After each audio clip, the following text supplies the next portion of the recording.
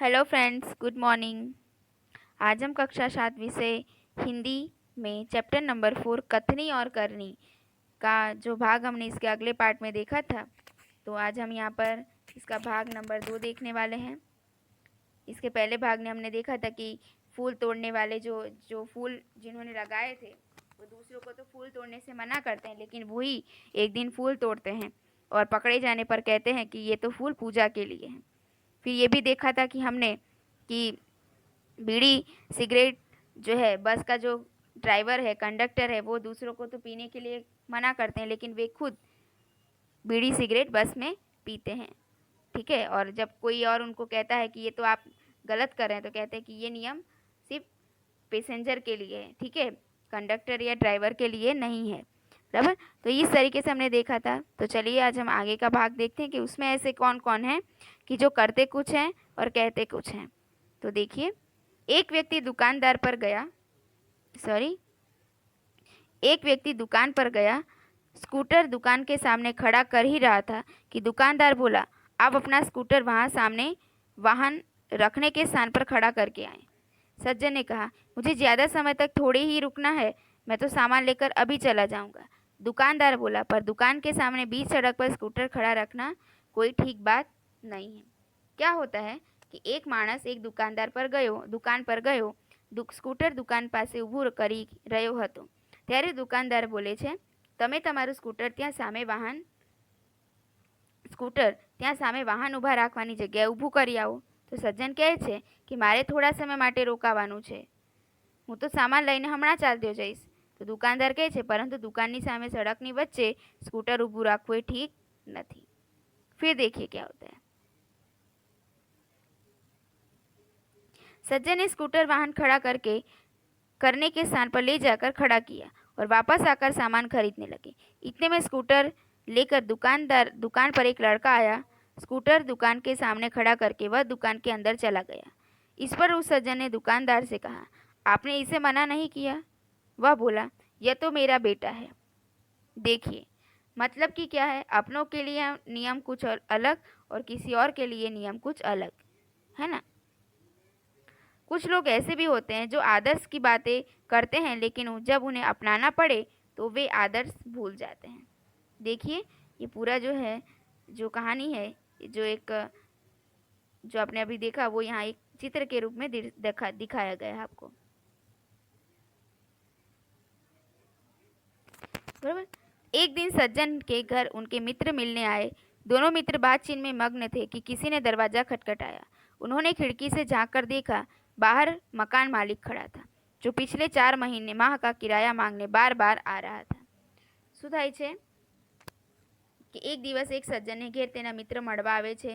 બંને મિત્રો વાતચીતમાં મગ્ન હોય છે ત્યારે કોઈ દરવાજો ખખડાવે છે અને તેમને બારીમાંથી જોઈ છે કે મકાનનો માલિક જે છે એ બહાર ઊભો છે, કેમ કે તે છેલ્લા 4 માસનું ભાડું માંગવા વારંવાર આવતો હોય છે. તે સજ્જને પોતાના શું કહે છે, બાળકને સમજાવીને બહાર મોકલી દે છે. બરાબર, અને શું કહે છે, जब बच्चा बाहर गया, मकान मालिक ने उससे कहा, तुम्हारे पिताजी से कहो कि मैं मकान का किराया लेने आया हूँ। बच्चे ने तपाक से जवाब दिया, पिताजी ने कहा है कि वे घर पर नहीं है. सोचो है ना, क्या होता है कि જ્યારે બાળક બહાર ગયો ત્યારે મકાન માલિક એને કહે છે કે તારા પિતાને કહે કે હું મકાનનું ભાડું લેવા આવ્યો છું. તો બાળક તરત જ જવાબ આપે છે કે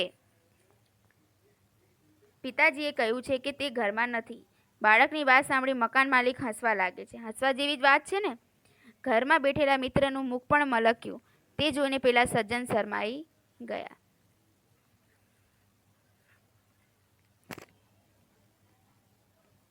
एक सज्जन ने अपने पोते को यह सिखाया था कि हमें कभी किसी काम को गलत ढंग से नहीं करना चाहिए, सदा अपनी बारी की प्रतीक्षा करनी चाहिए. શું થાય છે કે એક સજ્જન વ્યક્તિ પોતાના પૌત્રને શીખવાડે છે કે આપણે કોઈ પણ કામમાં ઉતાવળ કરવું જોઈએ નહીં અને પોતાનો વારો આવે ત્યારે જ તેની मतलब પોતાના વારાની રાહ જોવી જોઈએ કે જ્યારે મારો વારો આવશે ત્યારે એ કામ થશે. બરાબર. लेकिन एक दिन की बात है, वे जल बिजली के बिल जमा कराने गए. साथ में उनका 8 वर्षीय पोता भी था. એક દિવસ તેઓ પોતાનું પાણીનું બિલ ભરવા માટે જાય છે અને એમનો જે पौत्र होय छे पण एनी साथे होय छे। देखिए चित्र में दिखाया गया है आपको। बिल जमा कराने की लंबी कतार देखकर कोई उपाय सोचने लगे। उन्होंने खड़े हुए लोगों को ध्यान से देखा। आगे एक परिचित व्यक्ति खड़ा दिखाई दिया। वे तुरंत उसके पास गए और बोले, बेटा ये बिल तुम घर पर ही भूल आए, लो इसको भी जमा करवा दो। वह व्यक्ति कुछ बोले उससे पहले ही बिल की राशि उसके हाथ में थमा दी और एक तरफ जाकर खड़े हो गए। पोता बार बार कहने लगा, दादाजी लाइन में लगिए ना। उसकी बात सुनकर लोग हंसने लगे। बराबर શું થાય છે કે જ્યારે બિલ ભરવા માટે જાય છે તો બિલ ભરનારાની લાંબી લાઈન જોઈને તે વિચારવા માંડે છે કે કંઈક કરવું જોઈએ। બરાબર, તો ધ્યાનથી તેણે ઊભેલા લોકોને જોઈ છે તો આગળ એક પરિચિત વ્યક્તિ યાની કે ઓળખાણ વ્યક્તિ એને જોઈ છે તો તે તરત જ એની પાસે જઈને કહે છે કે બેટા આ બિલ તું ઘેર જ ભૂલી આવ્યો હતો, લે આ પણ ભરી દે। એ વ્યક્તિ કંઈ બોલે પહેલાં બિલની રકમ તેના હાથમાં મૂકી દે છે। બરાબર, એટલે ચૂપચાપ એ શરમાઈને ભરવું જ પડશે એમ। બરાબર, વડીલ જોઈને તો તેના પૌત્ર વારંવાર કહે છે કે દાદાજી લાઈનમાં ઊભા રહો ને।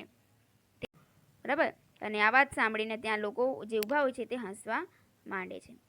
मतलब कि શું છે कि कई लोग ऐसे होते हैं कि जो आदर्श की बातें तो करते हैं पर उन्हें अपनाते नहीं है। इस प्रकार का आचरण अच्छा नहीं होता है। ऐसा आचरण करने वालों को कभी सम्मान नहीं मिलता, वे हंसी के पात्र बनते हैं। इसलिए हमें कथनी और करनी में सदैव समानता रखनी चाहिए। એટલે કે શું કે કેટલાક લોકો આપણને જોવા મળે છે કે આદર્શની મોટી મોટી તો વાત કરે છે પરંતુ તેઓ પોતાનામાં એ આચરણ અપનાવતા નથી। બરાબર, અને આવા લોકોને કદીએ માન સન્માન મળતું નથી અને તેઓ હસવાને પાત્ર બને છે। હો કથની કરની એક સમાન જગ મેં મિલતા તબ સન્માન।